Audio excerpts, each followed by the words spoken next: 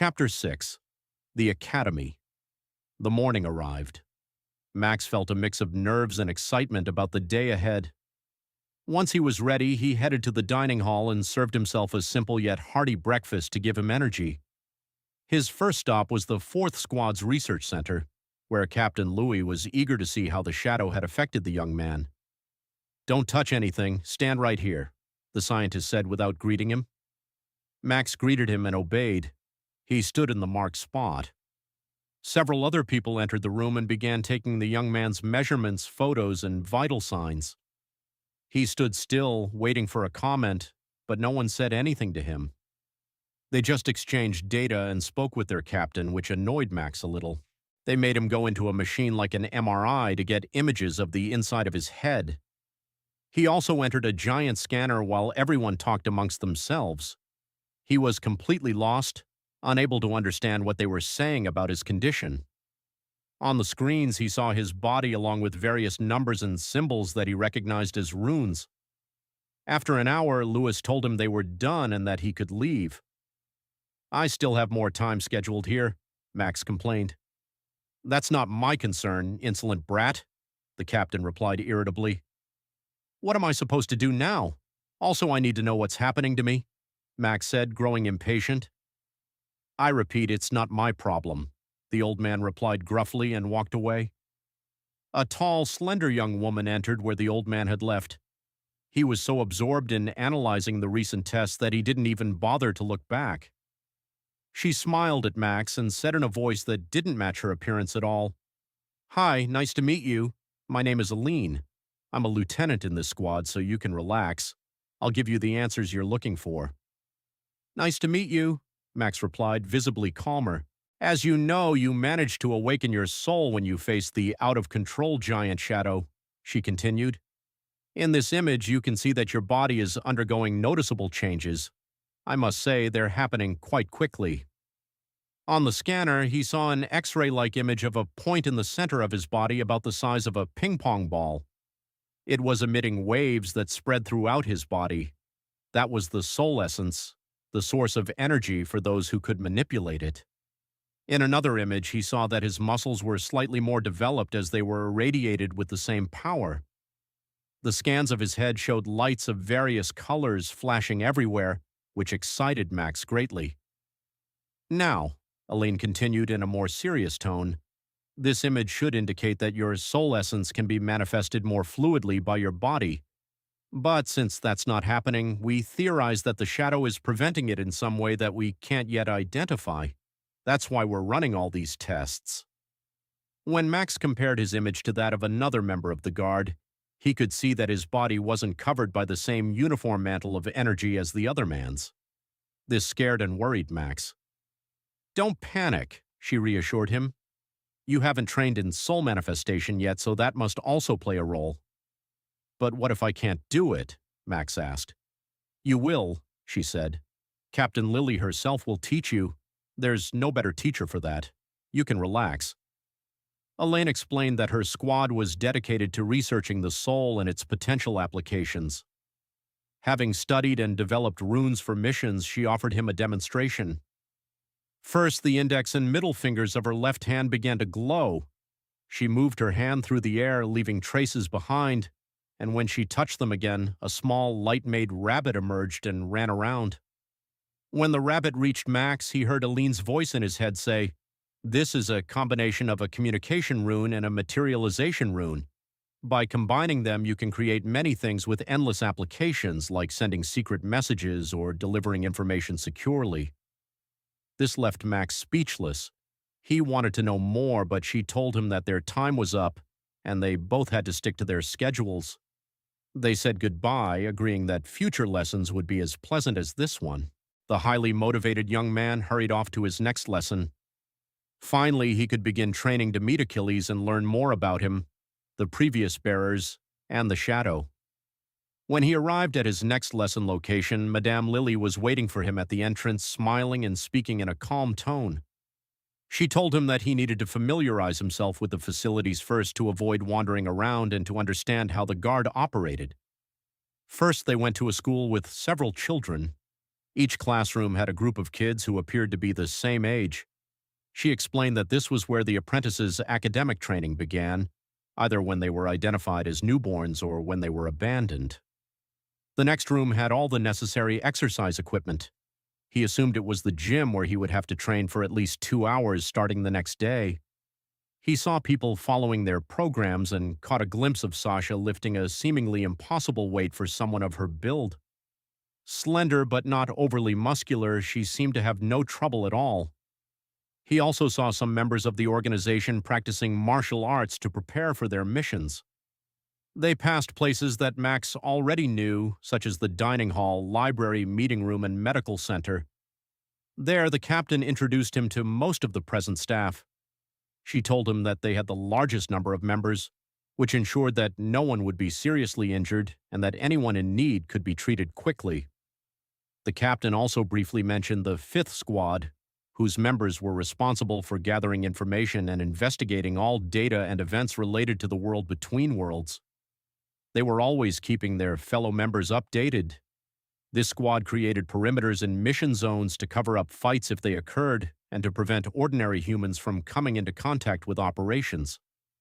There was also a subdivision dedicated to disguising everything from the outside world, as well as another that handled corporate and financial matters, both of which were always supervised by Jacob. The place they arrived at was likely the center of the entire guard complex, with several machines connected. According to Lily, the machines provided clean, renewable energy.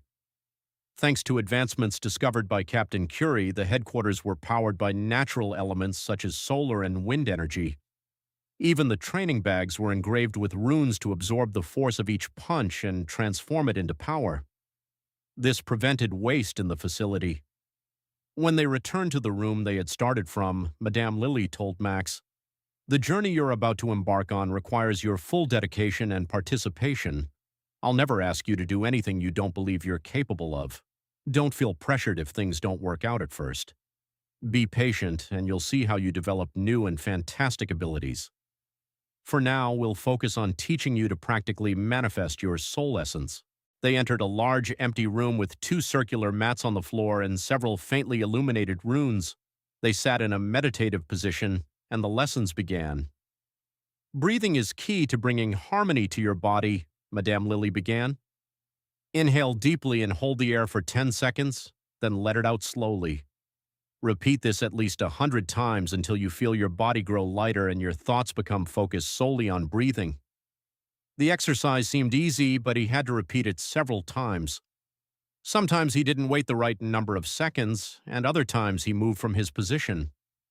His teacher was very patient, but demanded that he follow her instructions correctly. Hours passed until he finally mastered it. The captain ordered him to repeat the entire process until the end of the lesson. Then he could complete the penance imposed by Lieutenant Ryan for breaking curfew the previous night. Although he was exhausted, he felt that the practice had paid off. His body was better oxygenated and his thoughts were more focused. He headed to the kitchen, where the head of the department told him what to clean and how to organize the pantry after taking inventory of the food. His experience working at restaurants came in handy, and the administrative part wasn't too difficult for him. He did it quickly and efficiently. In the end, he offered a couple of ideas to allow for better control of the raw materials used and to reduce waste. This left a great impression. To avoid further punishment, he left before his allotted time outside his room was up. Back in his room, he checked his phone. He had never had so many unread messages in his life. They were from his family and former supervisor, who asked how he was doing in his new job. He replied to everyone with the same answer, just changing the recipient. He received a couple of emails announcing discounts at the bookstore and informing him that the next volume of his comic had been delayed. This put things into perspective for him. Instead of watching shows, he decided to study Cyrus's texts more. They explained that breathing was the foundation of everything, giving more meaning to his teacher's demands. He started repeating the breathing exercise he had learned throughout the night. He even did it unconsciously while asleep. The next day, the changes to his anatomy were obvious. He could see and feel that his body was at its peak. Eager to begin, he went to the gym for his hours of physical training, then continued with Captain Lilly. The trainer started with routines that weren't too harsh, but after seeing his good performance, switched to more complicated exercises. Max never imagined that he could perform them so easily, so he eagerly followed every instruction. He gradually increased the weight on the machines and dumbbells while maintaining controlled breathing at all times. This helped him a lot. Although he wasn't tired, he knew it was time to stop. His posture was more upright, and he felt a strength in every fiber of his body unlike anything he had ever felt before. Later, when he was ready in the meditation room, Madame Lily congratulated him on his improved breathing control. He didn't make any mistakes this time. She also thanked him for the ideas he had offered in the kitchen. Max immediately deduced that the captains knew everything he did. They proceeded to the next exercise after a brief explanation of the awakened soul, which is the size of a person's dominant hand's fist, though that's not 100% of it. A human can only awaken up to 10% of their soul. If that limit is exceeded, the body can't contain that much power and it becomes harmful. Therefore, it's not advisable to force it beyond its capacity. Max asked if anyone had managed to do so, and she replied, "In this place, 6 people have achieved it. Not only do we put ourselves at risk, but we can also affect those around us." "Are there any others besides the captains?" Max asked in astonishment. "Yes," Lily confirmed. "Very few of us are born with our souls already awakened, Max. No place can contain such energy. Fortunately, someone took us in despite knowing our condition. Those who weren't so lucky lived in rejection and were feared by those around them." "Is that Ryan, Captain?" Max wanted to know. "Indeed, dear," she confirmed. "When he was born, his soul was so powerful that people would faint or be terrified by the sight of a baby engulfed in flames that didn't burn him. For a brief time, they thought he was the devil's son and planned to kill him. Fortunately, we discovered his power and rescued him just in time. Jacob took him under his wing and taught him everything he knows. That boy is a prodigy in every sense. By the age of 7, he had mastered techniques that are difficult even for adults. He's the only member of the Guard who has progressed through all the squads impressively, so pay attention to him. He's a great example." "How does he control fire?" Max inquired. "That's getting ahead of today's lesson," she said with a playful rebuke. "But I'll tell you that everyone and their soul are linked to the basic elements of nature: fire, air, water, and earth. In some cases, other elements like electricity, metal, and sound manifest." "How do I know which element is mine?" the apprentice asked impatiently. "In time, you'll know," she cut him off. "For now, we need to manifest your soul in your body to keep progressing." "According to Aline, the shadow prevents that from happening," Max mentioned. "If my theory is correct, the shadow reacts to your soul essence. That's why it's accustomed to the normal level of a person. Once you increase the percentage, it will yield space and unlock other energy pathways, allowing you to unleash your full potential. Although we can't see it, we believe the shadow is hidden in every one of your cells, which is why you've had an increase in strength even before awakening. When it happened, the shadow simply allowed the energy to flow. Now the exercise consisted of feeling that power in the center of his body. Along with the previous lesson, he tried to increase the size of his soul to the appropriate percentage. Max did so. Assuming the meditative position, he felt the warm point in his body, right at the diaphragm.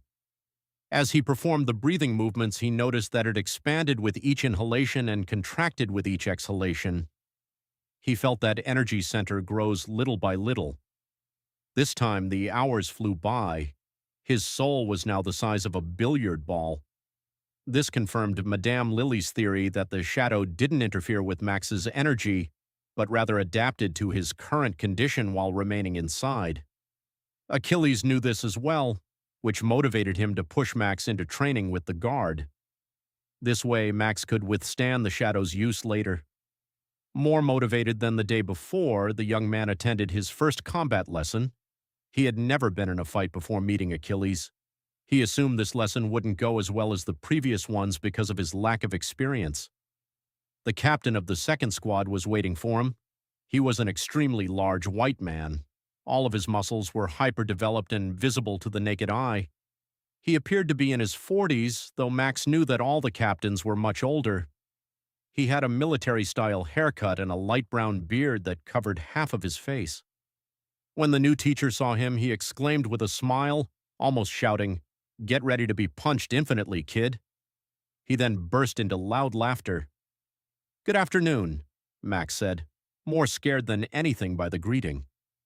"Let's begin," said the captain, striking a pose that parodied a comic book superhero.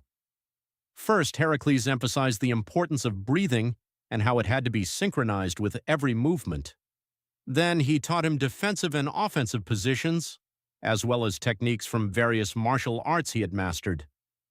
Without a doubt, his teacher was an expert in every fighting style. However, with so much information, his body couldn't replicate each movement with much precision. For the next 2.5 hours, he repeated steps and strikes in the air, correcting his breathing and improving the posture of each technique. Suddenly, the huge man, smiling, shouted at him, "Attack me!" "Now?" Max asked. "Yes, now!" he shouted back. Max tried to attack, but it was useless because his movements were too easy to predict. Not to mention, the captain was extremely strong. The captain sent him flying into the floor and walls so many times that Max lost count. Max tried again and again, always with the same result. They kept at it for another hour until the lesson ended. Heracles congratulated him on his absurd attempt at fighting and downplayed it, assuring him that he would learn to throw a proper punch. He laughed again and offered Max a drink to refresh himself after training. As Max straightened up and they finished their drinks, the huge captain told him about the responsibilities of his squad. They were the Guard's military force and were in charge of executing all actions requiring strength to maintain balance in the world. For this reason, all its members were extremely strong. They organized platoons to attack improper movements between worlds, ensuring that ordinary humans remained unaware. They always coordinated with the other squads to carry out their tasks properly. First, the 5th Squad provided the necessary information and prepared the area for intervention. The 4th Squad supported them with teleportation, communication, and concealment runes. The medical team was ready to act if necessary. "What about the 1st Squad?" Max inquired. "They're a separate group," Heracles replied more seriously. "They're the 3 guys and their captain. They carry out special missions at a slightly higher level than us. Whenever they need backup, we're ready for action." He struck his hero pose again. The huge captain was very kind, which contrasted with his rough appearance. After coordinating the next day's training, he shook Max's hand very firmly and said goodbye. He smiled and left to continue his duties. Since there were no more classes for the day, Max decided to go to the dining hall for some food. There he saw more young people organizing themselves into groups. When he sat down, Thomas appeared beside him and greeted him energetically. "The Master of Shadows joins us today," Thomas teased. "Not at all," Max replied, embarrassed. "Just messing with you," the other guy said. Eager to change the subject, Max said to Thomas, "I didn't think there were more young people here." "Well, as you can see, they're all apprentices just like you," Thomas replied. "Why don't I train with them?" Max asked. "First, because they started manifesting their soul essence as children. Second, in case you pierce their bodies with black claws," Thomas teased. "Now I know why the captains are my teachers," Max said, laughing. "They're all preparing for the ascension ceremony," Thomas said. "Ascension to what?" the rookie asked curiously. "Once a year, all apprentices must take a test to determine which squad they'll belong to." "Do I have to do that too?" Max asked again. "I imagine so, but I don't know how you'll do it," Thomas replied. "How was your ascension ceremony?" Max asked, interested. "I can't talk about that with an apprentice," Thomas cut him off. "It's a test that transforms your being and gives you a clear vision of what you want to do." The guy with the black bandana finished eating, gave a fist bump as a goodbye, and left on a mission. Likewise, Max headed to his room after eating. There he practiced all the combat stances he had learned. He focused on coordinating and controlling his breathing with each movement, feeling how his soul essence grew. Soon he would be able to train with Achilles. After passing midnight and feeling somewhat exhausted, he went to rest for his next classes. He was excited about the upcoming ascension. The next day's routine was almost the same. First, he had breakfast, then he did 2 hours of physical training, followed by soul manifestation lessons. His soul was now the size of his fist, which surprised Madame Lily. Max confessed that he had been practicing the exercises in his room. She congratulated him, as this would allow them to progress more quickly through the planned schedule. Max would have to learn to envelop his body in that energy and control its movement through each part of his body. He had to feel the energy from his core and control it until it formed a semi-transparent mantle covering his body. It took several attempts to get it right. Once he did, he realized he tired easily. The captain explained that he would have to control the flow to avoid energy drain. He would learn that later. For now, he needed to learn to move the essence to control its intensity. A few hours later, the energy flow was constant and balanced. Max had overwhelming control over his energy. Next, he had to concentrate that energy in a single part of his body. Starting from his legs, he moved the energy to each limb and held it for 2 minutes before switching. When they reached his head, Madame Lily asked him to concentrate the energy in his eyes. When he did so, he couldn't believe what was happening. He could see the energy flowing in his teacher as if he had X-ray vision and could perceive others' energy. Seeing the size of the captain's soul was spectacular. It was much larger than her fist. That's a perception technique. Each time you send your essence to a part of your body, you enhance its senses.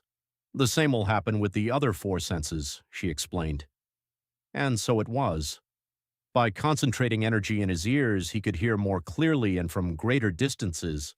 He could even pick up the sound of cars outside. His sense of smell became so strong that he could tell what was being prepared for lunch in the dining hall. Madame Lily asked him to punch the wall without using the energy mantle. When he did, he hurt his hand. The captain covered the wound with water, and Max immediately recovered. To repeat the exercise, he had to concentrate his energy in his fist. He did so and barely felt the impact against the wall. It was incredible. This is the combat protection technique, Madame Lily informed him. It increases your body's resistance to physical attacks, causing a greater impact as your strength increases. By combining both techniques, you can gain an advantage in combat, she continued.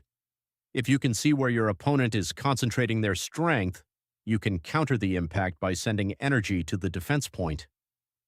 The captain was now striking Max, but Madame Lily asked him to concentrate his energy on his vision so he could see where she was focusing hers. This way he could defend himself with the movements he had learned the day before. The lesson ended, and Max was very exhausted this time. He still hadn't mastered how to maintain a constant flow of essence while performing combat movements. His teacher recommended that he rest for the remainder of the day. In any case, the captain of the second squad couldn't accompany him today due to an emergency requiring his presence. Max headed to his room to rest and, due to exhaustion, fell into a deep sleep without realizing it. The following days had a more consistent rhythm to the lessons. The physical training was more intense, though not overly strenuous. Soul manifestation had become routine as he repeatedly performed the flow and essence control exercises. In contrast, combat training became more intense as Heracles didn't allow the apprentice to lower his guard or pace. The apprentice never managed to land a hit or even come close, but the fights were fun, and he was learning to use all his elements in a real fight. Next came rune conjuration. Now that he knew how to concentrate his essence in his fingertips, Elaine explained that there were many types of runes. There were the ones he had seen for materialization and communication, as well as others he had experienced such as teleportation. They would review them gradually. First, though, he had to learn to make firm strokes with the right energy flow for them to work correctly. A large book detailed all the strokes and movements for conjuring runes. They started with the simplest ones, such as those for generating light in different tones and colors. These runes had almost straight lines that lit up when touched to activate them. These simple runes didn't drain much energy from the creator, though they didn't last forever. Once a rune was conjured, it couldn't be removed. It could remain inactive, but it would stay there until the energy used to create it was exhausted. They practiced for a long time until Max managed to materialize a couple of animals. Later, he created chains and energy shots at a static target, mastering the basic communication runes. He learned that teleportation runes were more complicated than they seemed because they required two people to work well together and have the necessary range. For this reason, members of the fourth squad were in charge of these tasks, given their mastery of runes and perfect synchronization. Max still had to learn how to use elemental runes. According to Aline, anyone could conjure runes of any element. The more affinity one had for a particular element, the more concentrated and powerful the rune would be, so it was vital to know which element to focus training on. When the time came to determine his elemental affinity, many people were present, including all the captains, lieutenants, and the first squad. Max, feeling a bit nervous, stepped forward. The lieutenant handed him a transparent orb with several runes engraved inside. By concentrating essence in the center of the orb, his most attuned element should manifest immediately. However, this time, nothing happened. It just glowed. Thinking the orb was faulty, Aline took it and tested it herself. It was covered in a purple crystal, identifying her element as amethyst. This was uncommon because those attuned to the earth element weren't usually so specific about a particular mineral. She handed the object back to Max to try again, but the result was the same. It just glowed. Nervous, Max concentrated more power in the center and the glow intensified. Suddenly, everything was covered in shadow and the orb began expelling a lot of energy. Within seconds, all the captains restrained Max, who dropped the orb and returned to his normal state. Lewis, with an expression of surprise and greed for his research, simply said, "His element is Umbra." "This is unbelievable," Harriet added. "There's no way he expresses a normal element." "Well, it seems he does," commented Madame Lily. "It's possible his soul is connected to the shadow in such a way that it's now his element. It could be that the shadow interferes with his true elemental affinity," Jacob added. "What this kid can do is beyond any theory or possibility," Heracles said seriously. "But if he's trained well, he could be a significant asset to the cause." They all looked back at him. Their faces showed expressions of curiosity and fear. Max was confused, yet he was certain that if this was his path, only one being could understand it: Achilles. Feeling ready to begin his training, he concentrated, wishing to use the power at his disposal. He controlled his breathing and kept his goal of protecting everyone in mind. His arms were covered in shadow, but this time the shadow was more concentrated and denser. The uneven claws from before were now more defined. He could feel the essence flowing through his body as he sensed Umbra and its power. He was ready for the next level.